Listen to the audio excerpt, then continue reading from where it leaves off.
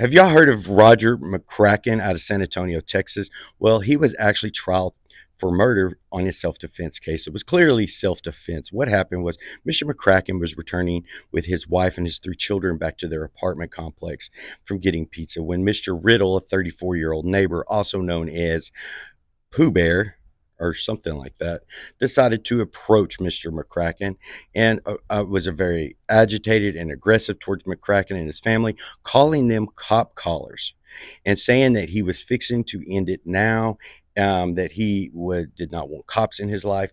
And as Mr. Riddle went to draw his firearm, McCracken was a legal firearms owner and carrier, drew his first, was able to get his out before Mr. Riddle was, and needless to say, Mr. Riddle is not with us anymore. Okay, well, we all figure clear cut case of self defense, but it does not end there. The district attorney there in San Antonio back in 2021 decided that he needed to charge McCracken with murder. So McCracken was looking, between 5 and 99 years here in the state of Texas with, just protecting his family.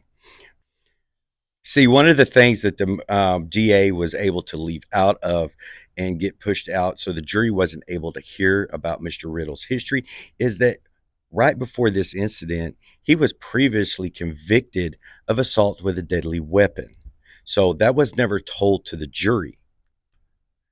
McCracken's lawyer said that his client did everything right. He did everything by the book and everything that gun owners were taught to do, and that's to protect our family basically. And call the police, turn over your gun, and then proceed on after you hire a lawyer. Give a statement to the police.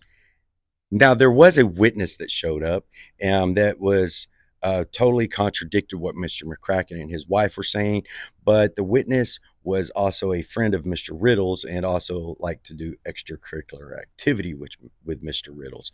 Well, that was also brought up about the witness, and Mr. McCracken's lawyer asked the witness, does his extracurricular activities actually affect his memory and things like that. Well, come to find out, the witness also testified that Mr. Riddle had his hands up and that he was not armed, which was proven to be wrong because Mr. Riddle was armed.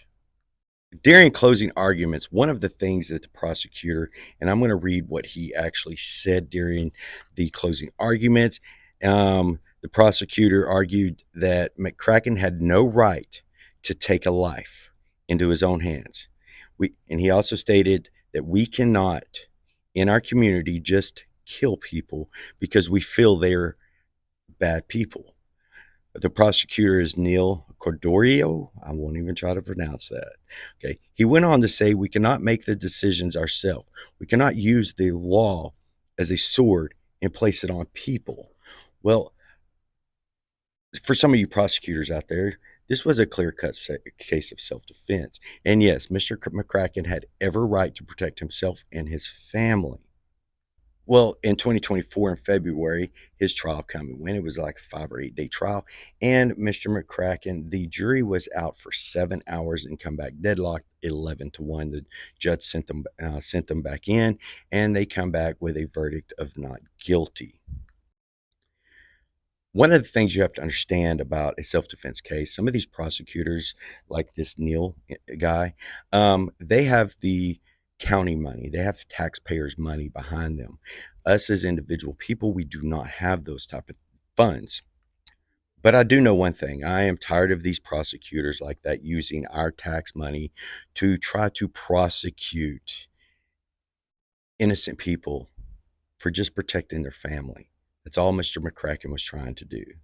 So thanks for watching. Check us out at jam4tactical.com, where your holsters are made right here in the state of Texas and with a lifetime warranty.